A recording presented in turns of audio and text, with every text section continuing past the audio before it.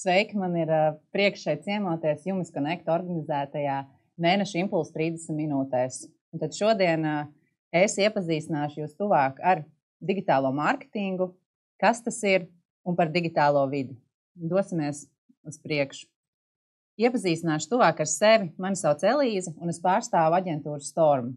Ikdienā mēs darbojamies ar zīmola stratēģijas izveidi, vizuālo identitāti un mārketingu, lai tālāk jūsu vēstījumu mēs nonestu īstajai auditorijai pa pareizajiem kanāliem un jūs sasniegtu savus mērķus.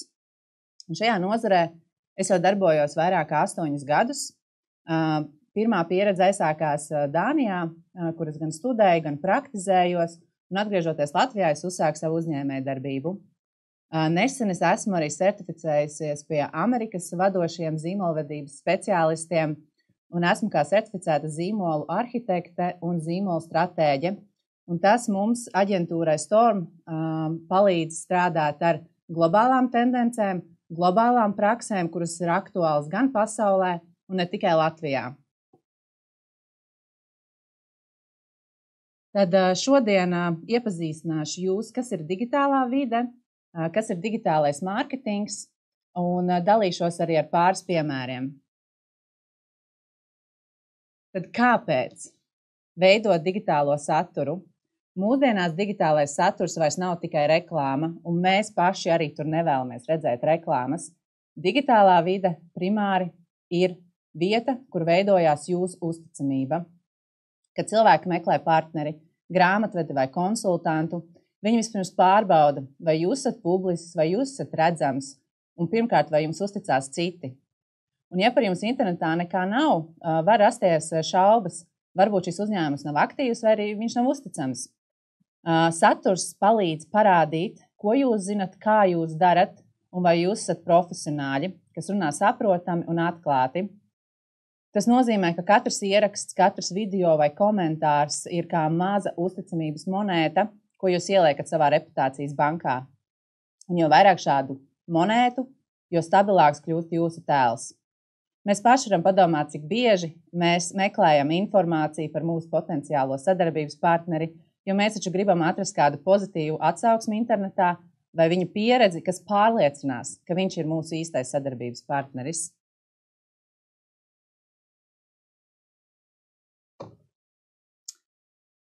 Noteikti otrais iemesls ir saturs dod iespēju parādīt jūsu personību. Mēs vairs nedzīvojam laikmetā, kad uzņēmums ir tikai logo vai pakalpojums. Ar savu komunikāciju jūs varat parādīt, kā jūs domājat, kādas ir jūsu vērtības un kāds ir jūsu stils. Klientam tas palīdz saprast, jā, šie cilvēki man der un es viņiem uzticos. Un tas pats darbojas arī ar darbiniekiem. Ja jūs rādat savu biroju, savu vidi, savu iekšējo uzņēmumu kultūru un attieksmi, jūs piesaistat līdzīgi domājošus. Un saturs nav tikai mārketinga instruments, tas ir magnēts cilvēkiem, ar kuriem jūs gribat strādāt kopā. Un ja jums ir aktuāli audzēt uzņēmuma apmērus, tad jums ir nepieciešami gan jauni klienti, gan darbinieki, lai spētu tos apkalpot. Trešais iemesls, kāpēc veidot digitālu saturu, noteikti tā ir reputācijas veidošana. Jums ir iespēja veidot un uzturēt saikni ar auditoriju ilgtermiņā. Caur saturu jūs dodat vērtību, dalieties pieredzē, skaidrojumos un padomos. Un, kad cilvēki redz, kā jūs domājat, viņi jums uzticās un atgriežās. Un tā rodas atgriezniskā saite, komentāri, jautājumi, sadarbības piedāvājumi un ieteikumi. Un tā vairs nav vienvirziena reklāmas plūsma, bet tas ir dialogs, kurā jūsu zīmols dzīvo. Un katrs ieraksts ir kā mazs solis kopienas veidošanā, kur cilvēki jūs pazīst, uzticās un dalās ar jūsu saturu tālāk. Un digitāls saturs nav tikai komunikācija, bet tā ir daļa no uzņēmuma izaugsmes un reputācijas stratēģijas, tāpēc tas ir ļoti būtiski domājot par uzņēmumu izaugsmi. Tātad, kas īsti ir digitālā vide? Digitālā vide ir vieta, kur cilvēki redz, satiek un dzird par jūsu zīmolu tiešsaistē. Un tajā ietilps ne tikai sociālie tīkli, bet ir arī meklētāji, mājaslapa, e-pasti, atsauksmes un jebkurš saturs, kas ir publicēts saistībā ar jūsu uzņēmumu. Pats pamats, tas ir jūsu mājaslapa, un tas ir jūsu Google konts. Tam tālāk seko sociālie tīkli. Latvijā populārākie tie būtu LinkedIn, Instagram, Facebook, YouTube, TikTok, X. Un tad tam tālāk nāk vēl atbalsta rīki, kā e-pasts, e-pastu mārketings, blogi, podkāsti un arī apmaksātas reklāmas. Un visas šīs platformas plus saturs, ko jūs tajā publicējāt, veido reputāciju. Un tā ir vieta, kur veidojas lēmums uzticēties vai neuzticēties šim sadarbības partnerim. Un digitālā vide mūsdienās ir jūsu jaunā vizītkarte, par kuru ir jārūpējās un jālolo. Parunāsim par settingiem, jeb iestatījumiem, veidojot saturu. Tātad, pirmkārt, tā ir mērķa auditorija, un nevienmēr tie ir visi uzņēmumi, ja visi ir mani klienti. Jūs varat precizēt, iespējams, jūs esat atraduši unikālu veidu, kā jūs, piemēram, strādājat tieši ar sievietēm uzņēmējām vai pretēji vīriešiem. Varbūt tās tie ir startup uzņēmumi, kas meklē ļoti dinamisku uzņēmumu, kurš saprot tempu, ir ļoti advancēts digitālos risinājumos. Vai iespējams tie ir uzņēmumi virs 1, 3, 5 miljoniem, kas ir jūsu ideālais klients, kuriem ir ļoti svarīga, stabila finanšu uzraudzība un proaktīvs padomnieks. Jo jūs zinat, ka jūs šai auditorijai spējat palīdzēt vislabāk. Tāpēc apzinieties savu ideālo klientu, kam jūs varat un spējat palīdzēt visvairāk. Un tad arī veidojot saturu, mēs domājam, kur šo klientu satikt un kādu informāciju viņš vēlās uztvert.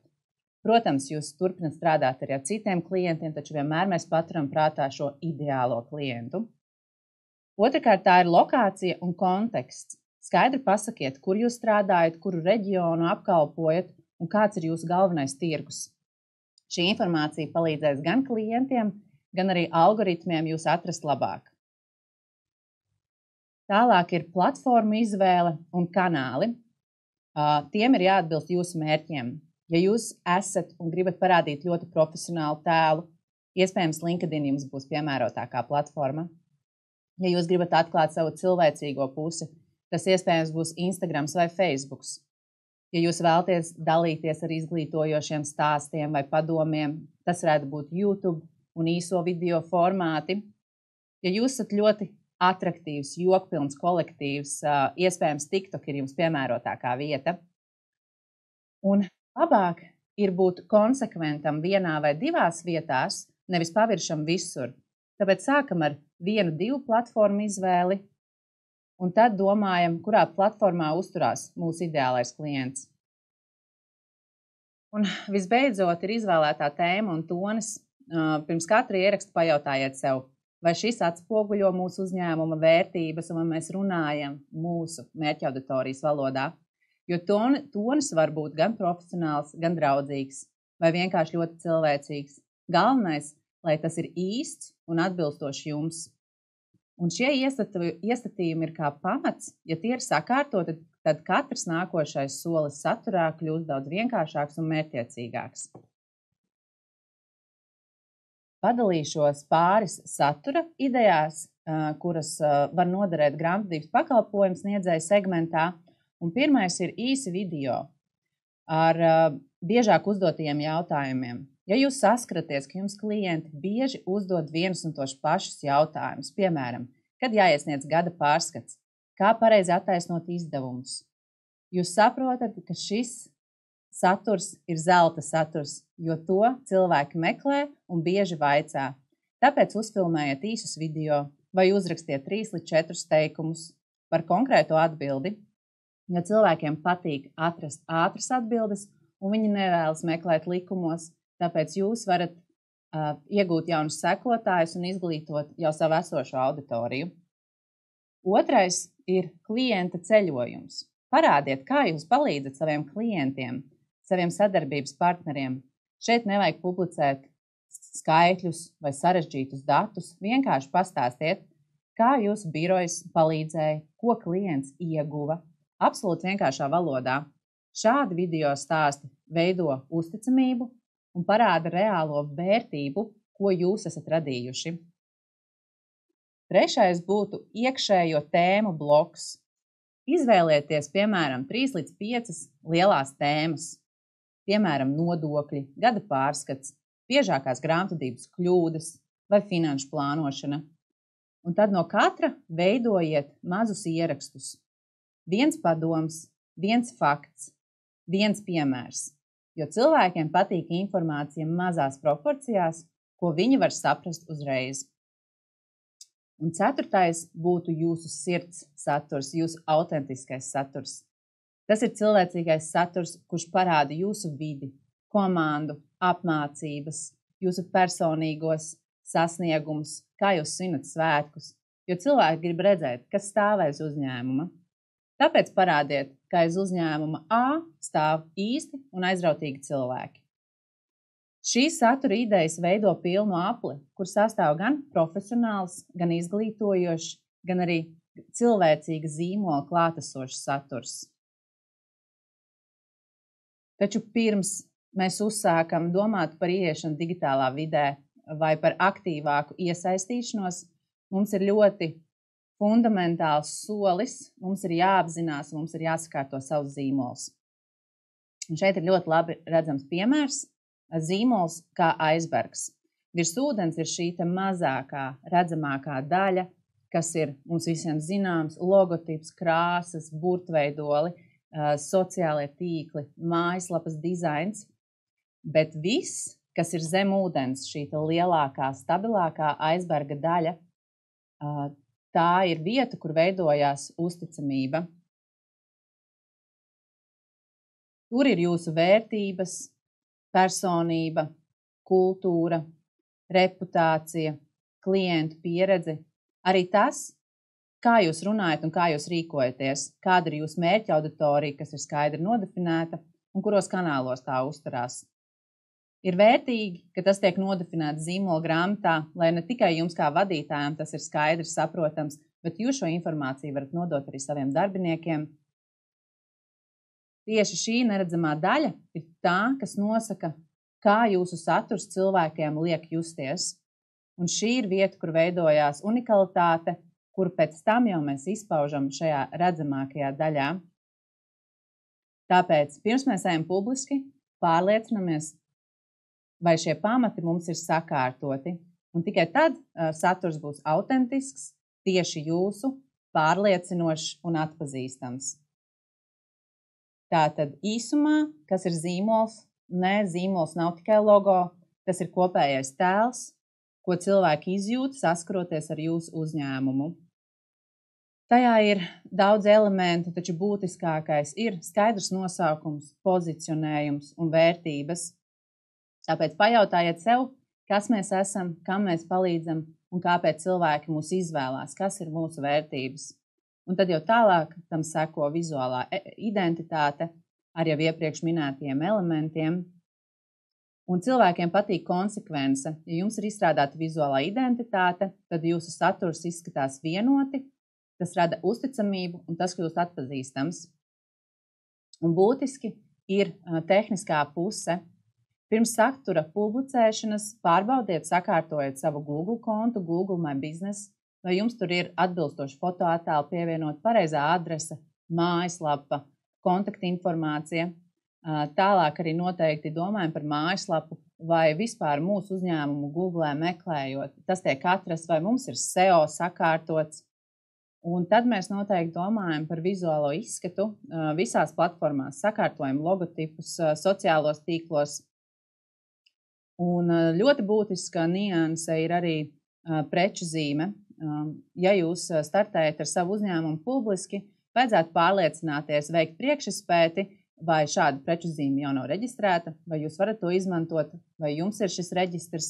Un arī mēs, kad veidojam, piemēram, jaunu zīmolu, mēs noteikti pārliecinamies, vai ir vērts ieguldīt, investēt tieši šajā nosaukumā, vai viņu drīkst izmantot. Tāpēc ir patentu pilnvarnieki, pie kā jūs varat griezties arī un šo pārbaudīt. Parunāsim par tendencēm, kuras ir aktuālas jau pašlaik digitālā vidē un kuras noteikti arī turpinās dominēt. Un noteikti top trends ir mobilās vides dominēšana. Vairāk nekā 90% cilvēki digitālo saturu patērē tieši mobilajā telefonā. Un tas nozīmē visu, ko jūs publicējat, tam ir jābūt pielāgotam mobiliem skatam. Tie ir īsi virsraksti, vertikāli video, lieli fonti un ātri saprotama doma. Šeit varam arī sev pajautāt, vai mūsu mājaslapa ir kvalitatīvi pielāgota mobilajam formātam. Tālāk tendence noteikti ir ātrie video, mikroformāta saturs. Šis saturs tikai turpina augt, tie ir Instagram Reels, TikToks, YouTube Shorts, jo cilvēkiem vairs nav laika un pacietības garam saturam. Viņi meklē konkrētu vērtību dažu sekundžu laikā, kas paņem vai nepaņem viņu uzmanību. Un šobrīd labs saturs ir viens ieraksts, viena doma, viens vērtīgs teikums. Tāpēc noteikti mēs varam saprast, ka tā kopīgā tendence ir mobīli draudzīgs saturs, īss un automatizēts, saprotams auditorijai ļoti ātrā laika posmā. Tālāk, mākslīgais intelekts un ģeneratīvais saturs. Tas jau vairs nav noslēpums. Mēs katrs, protams, izmantot mākslīgā intelekta rīkus, kas nāk mums palīgā ne tikai satura veidošanā, piemēram, arī grāmatvedības procesā. Un mākslīgais intelekts kļūst par palīgu. Mēs viņu nevaram ievietot kā aizvietotāju, jo mēs kļūstam gudrāki, auditorija kļūst gudrāka. Mēs saprotam, ka saturs ir robots, tāpēc mums ir jābūt gudriem ar mākslīgā intelekta rīkiem. Mums ir jāveido veiksmīga kombinācija mākslīgais intelekts plus cilvēka autentiskums. Pieliekam daļu no sevis un radam gudru un pārdomātu saturu. Ieskatīsimies mazliet Jumis Pro un Storm pieredzē, lai jūs varētu redzēt, kā tas izskatās ikdienā. Tātad mums ir liels prieks sadarboties ar Jumis Pro kā klientu, jo mēs ikdienā cieši sadarbojamies. Mēs veidojam saturu gan vizuālu, gan kontekstuālu sociālajiem tīkliem, Facebook, Instagram, TikTok. Un kāpēc uzņēmumam to darīt? Kāpēc Jumis Pro to dara?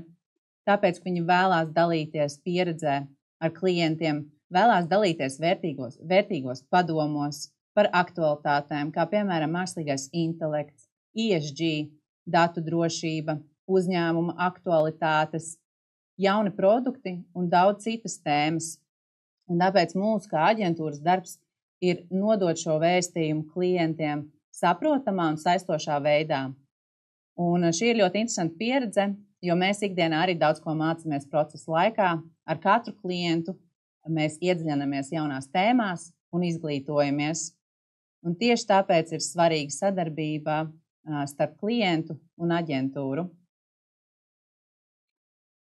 Tas nav tikai darbs ar sociālajiem tīkliem, tā ir jauna stratēģija veidošana, jaunu vai esošu produktu rebrandings, un tas ir arī kampaņu izveide.